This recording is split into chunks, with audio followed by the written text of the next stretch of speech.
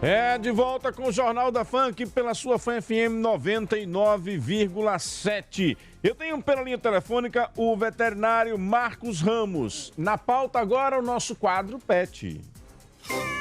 Momento Pet. Tudo sobre seu amor de estimação. Meu caro Marcos Ramos, muito obrigado por participar aqui do Jornal da Fã. Bom dia. Bom dia, tudo bem? Tudo em paz, graças a Prazer Deus. estar aqui com vocês hoje aí, a satisfação imensa. Meu caro Marcos Ramos, muitas vezes quando a gente está falando sobre o pet, as pessoas acham, ficam na cabeça, digamos assim, com as doenças mais comuns, com aquelas que são mais populares e que muitas vezes existem aí as campanhas públicas para se evitá-las. Mas os nossos pets podem ser acometidos de outras doenças, inclusive as doenças oftalmológicas. Quais são as mais comuns e quais são as dicas de exames e cuidados? Fique à vontade, doutor Marcos. Veja bem, inicialmente é importante lembrar que a medicina veterinária tem uma gama de funções, né? Uma gama de profissionais que trabalham com determinadas doenças.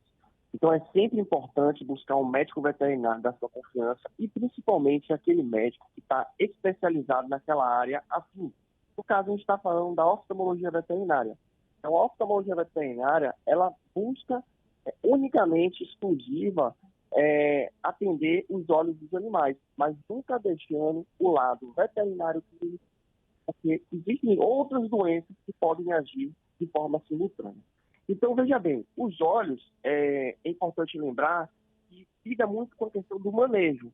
Então, às vezes, os tutores, eles não têm aquele manejo adequado, ou seja, deixam o animal para fora da janela do carro, e a gente muitas vezes acha que é muito legal, para o tutor é uma coisa muito bacana, o animalzinho com a cabeça fora da janela, e aí o olho fica exposto, acaba vindo gerando atrito, partículas de areia acabam entrando nos olhos, isso acaba gerando uma vermelhidão, um processo inflamatório. Então, às vezes, o manejo também inicia esse processo. Às vezes, o animalzinho vai tomar um banho, deixa aquele sabãozinho, aquele shampoo cair nos olhos, começa o processo de vermelhidão.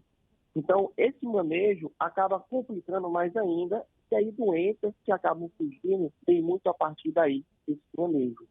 Então, quando esse atrito começa a existir, eu sempre costumo falar em consulta que os olhos é como se fosse o para-brisa do carro. Tem a palheta, que fica lá deslizando no para-brisa, e aí precisa ter um meio bem líquido para poder essa palheta dar de forma perfeita. Então, o olho ele precisa produzir uma quantidade e uma qualidade de lágrima adequada. Ele precisa não estar tão seco, mas também não estar tão oleoso. E aí o olho ele começa a não produzir essa lágrima de forma adequada e os problemas começam a existir por conta desse atrito. E aí vem o que a gente chama de úlcera de córnea, que é uma doença muito comum dentro aí da oftalmologia veterinária, ou seja, é uma lesão, é uma ferida que acaba acontecendo na córnea do animal. E aí, se não iniciar um processo terapêutico, o quanto antes, esse animal acaba perdendo esse olho. E aí, veja bem, nem sempre se trata através de colírio. Muitas vezes a gente precisa abordar isso de forma cirúrgica. Nós temos também o glaucoma, que é algo bem comum, quando o olho do animal começa a ficar dilatado, começa a ficar inchado, a pressão intraocular começa a ficar mais expansiva, então dói muito, né? Gera muito desconforto. Então o olho fica mais proeminente quando comparado aos dois olhos, lembrando que o animal pode ter também os dois olhos. Então isso só é diagnosticado através de um aparelho chamado tonometria, por isso que é importante ir no especialista, porque o clínico não tem.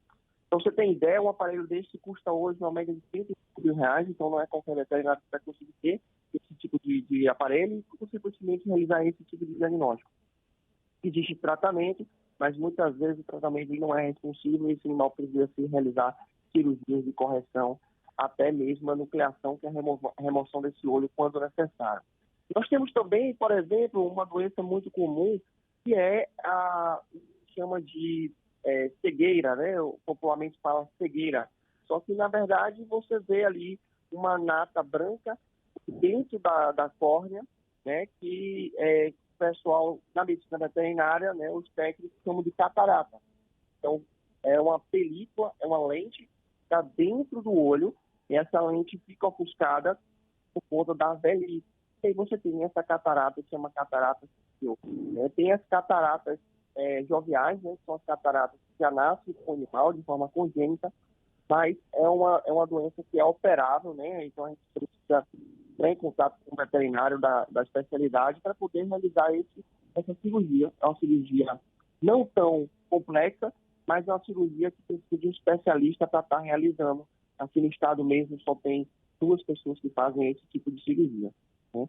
Nós temos entre outras. Eu vou deixar eu perguntar também, porque aí vai direcionando o assunto. Não, eu acho que foi interessante, porque você foi relatando doenças que para algumas pessoas nem atingiriam os pets. E aí eu te pergunto, o médico especialista na oftalmologia dos pets, ele é específico, ele é um especialista ou todo e qualquer veterinário tem essa capacidade? Veja bem, o veterinário, quando ele sai da faculdade, ele sai verde, né? Mas ele estuda 5 anos e se capacita para aquilo. Porém, quando você entra em assuntos muito específicos, por exemplo, cardiologia, oftalmologia, endocrinologia, o veterinário ele precisa passar por uma especialidade, né? Ele precisa fazer uma pós-graduação, precisa fazer um curso de extensão. E aí, esse curso de extensão, ele vai dar as munições necessárias para aquele profissional atuar. Só que ainda assim, ele precisa investir, né? E precisa praticar e treinar. E isso é uma habilidade que ele vai desenvolvendo ao longo dos anos. Então, não é só 5 anos de faculdade, não é mais só 2 anos de pós-graduação, são vários anos de atuação até desenvolver uma habilidade adequada para exercer aquela função. Então, é um investimento de tempo, um investimento de energia, um investimento financeiro, né, um investimento de treinamento. Então, basicamente, a ideia hoje, um oftalmologista, para poder ter um atendimento básico, ele precisa fazer um investimento de R$ 500, né, para iniciar esse processo. Então, perceba que muitas vezes os tutores vão até o médico veterinário e falam, nossa, aqui o especialista custa R$ 200, a custa do clínico custa 6, né? Como é que pode ser o dobro do preço? Mas eles não sabem que por trás ali, daquele preço, tem um valor de serviço. Eu costumo dizer que as pessoas têm o hábito de comprar um apartamento de R$ 1 milhão, mas não contratam um pintor para pintar aquela casa que vale R$ 10.000. Então, eles preferem muitas vezes investir, né, no bem e esquece do valor do trabalho. O oftalmologista, ele trabalha muito, né, para poder chegar a essa situação.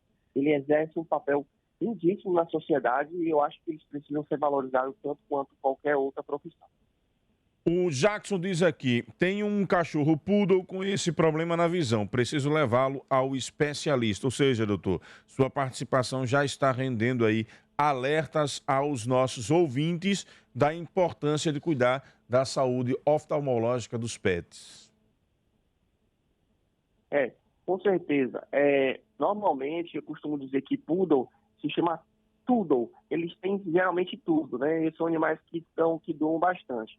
É muito importante lembrar que tem doenças que acometem principalmente os poodles, que a gente chama de cílio ectópico. Ou seja, é um cílio que ao invés de nascer no seu local de origem, ele nasce dentro da pálpebra.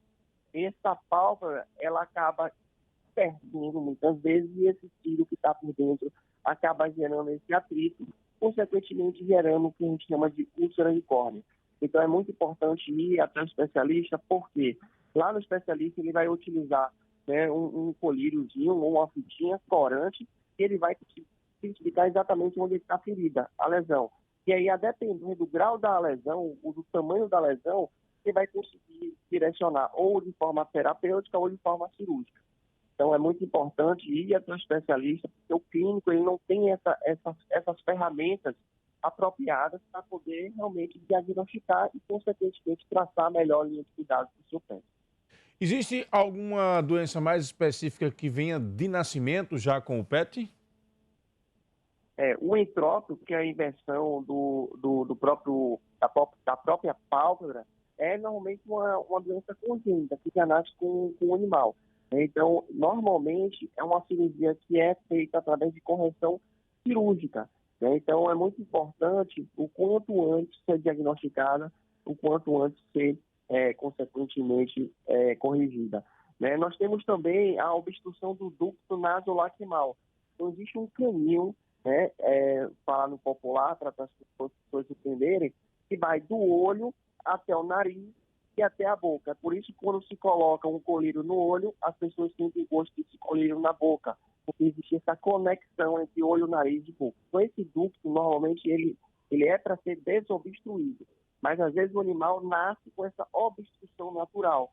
E aí o que acontece? Esse tubinho, esse cano, essa canalícula, né? essa via de passagem de drenagem é justamente isso, é um bueiro, é uma drenagem, que precisa drenar. E quando existe esse dreno, essa lágrima acaba acumulando nesse olho, fazendo com que gere uma alteração no pH, uma alteração na cor, através de uma reação em contato muitas vezes com o sol, ela muda a sua cor e acaba gerando o quê? Uma pigmentação na região externa do olho, que é conhecida como lágrima ácida.